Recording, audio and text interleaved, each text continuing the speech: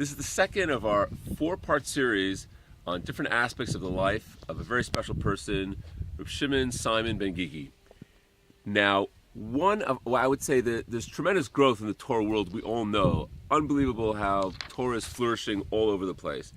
And one of the, I would say, unsung heroes of this tremendous process, this tremendous growth, are parents that could have sent their kids to, fancier schools or schools with a higher level of a secular education, and decide to send their kids to yeshiva.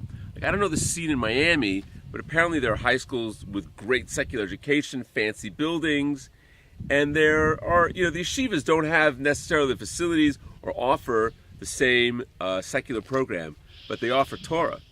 And, Mr. Benguigi came from outside, from Morocco, Spain, whatever it was, and he came to America, wanting, let's say, the American dream for himself, for his children. But he made the choice to send his kids to yeshivas. And that's a tremendous thing when, you're challenged, with these other great, like, let's say, these, larger secular programs, etc. He sent his kids to yeshiva. And, he'll see in Shemaim the benefits of that move forever. And that's really what we see by Yisachar. I'm not going to go through the psukim, but basically the Torah scholars today, the Torah is being produced by the Yisachars of the generation.